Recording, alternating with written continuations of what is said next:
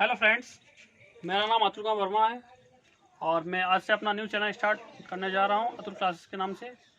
और मैं आपको हाई स्कूल एनसीईआरटी पैटर्न जो है उसके सॉल्यूशंस के बारे में बताने से पहले मैं आपको कुछ बेसिक नॉलेज बताना चाहूँगा। ठीक है, तो आइए देखते हैं। प्राकृतिक संख्याएं, बहुत सारे बच्चों को बेसिक नॉलेज नहीं पता है। हाई स्कूल के मैथ के सॉल्यूशंस पढ़ाने से पहले ये बेसिक नॉलेज होना जरूरी है। ठीक है, तो प्राकृतिक संख्याएं, इंग्लिश में इनको हम बोलते हैं natural numbers, NATURAL, natural, NUMBERS, natural numbers. तो ये प्राकृतिक संख्या है। तो ये प्राकृतिक संख्या क्या होती है, तो इसकी मैं परिभाषा बताना चाहूँगा। ऐसी संख्याएं जो एक से शुरू होकर अनंत तक जाती हैं,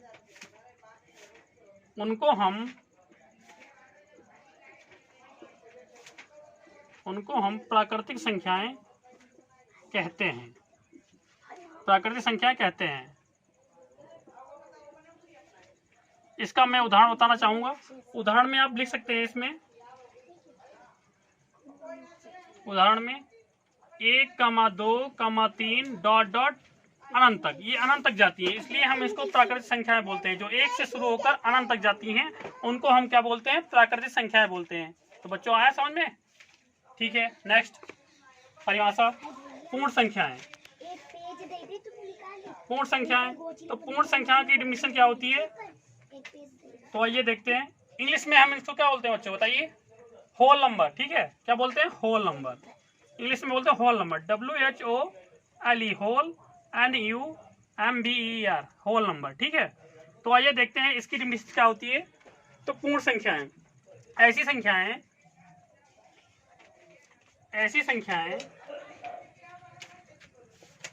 संख्याएं जो जीरो से शुरू होकर, ऐसी संख्याएं जो जीरो से शुरू होकर अनंत तक जाती हैं। ये क्या होती हैं? ये पूर्ण संख्या होती हैं। ये क्या होती है? जीरो से शुरू होकर कहां तक जाती हैं? ये भी अनंत तक जाती हैं। जीरो से शुरू होकर अनंत तक जाती हैं, अनंत तक जाती हैं। इनको हम पूर्ण संख्याएं कहते हैं। पूर्ण संख्याएं कहते हैं। पूर्ण संख्या कहते हैं।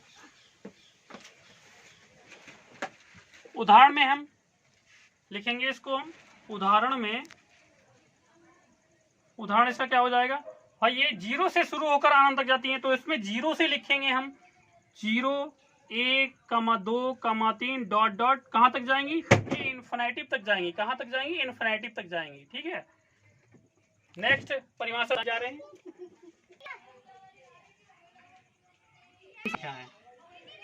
अब आपको हम सम संख्याओं की डिफिनेशन बताने जा रहे हैं। ठीक है, तो सम संख्याओं की डिफिनेशन क्या होती है? इससे पहले मैं आपको सम संख्याओं को इंग्लिश में बोलते क्या है ये बताने जा रहे हैं। ठीक है, तो सम संख्याओं को इंग्लिश में हम बोलते हैं इवन नंबर। बहुत सारे बच्चों को इवन नंबर नहीं पता कि इवन नंबर क्या होता है। What is the even number? Teacher जब पूछ लेता है कि इवन नंबर क्या होता है, तो बच्चे जवाब ही नहीं दे पाते कि इवन नंबर को हम हिंदी में सम संख्या कहते हैं, इवन नंबर। तो ठीक है, इवन नंबर। और इवन नंबर क्या होता है, तो इसमें भी हम रिटर्न कर सकते हैं, ऐसी संख्याएं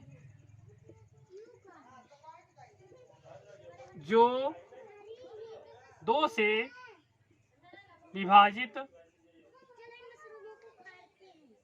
हो जाती हैं। ऐसी संख्याएं जो 2 से विभाजित हो जाती हैं, उनको हम क्या कहते हैं? सम संख्या कहते हैं। क्या कहते हैं? सम संख्याएं कहते हैं। ठीक है, देखिए इसका उदाहरण देते हैं हम।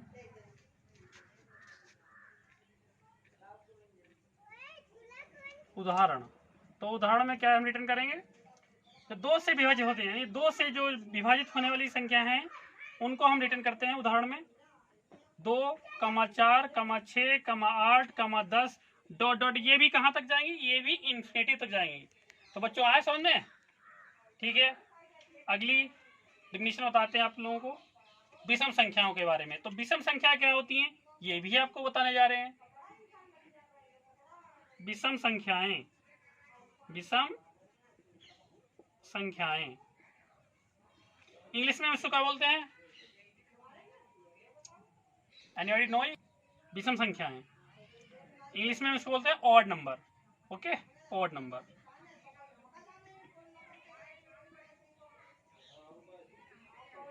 ऑड नंबर, तो इसकी परिभाषा क्या होती है? ऐसी संख्याएं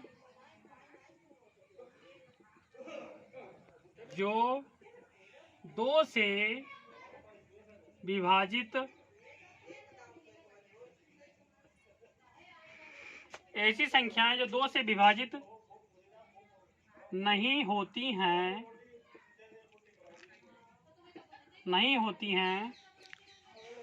उनको हम विषम संख्याएं कहते हैं। विषम संख्याएं कहते हैं। उदाहरण में हम लिखना चाहेंगे, उदाहरण का क्या हो जाएगा बच्चों? उदाहरण क्या इसमें क्या लिखी हुई है? विषम संख्याएं, इंग्लिश में क्या बोलते हैं? Odd number. ऐसी संख्याएं जो 2 से विभाजित नहीं होती हैं उनको हम विषम संख्याएं कहते हैं।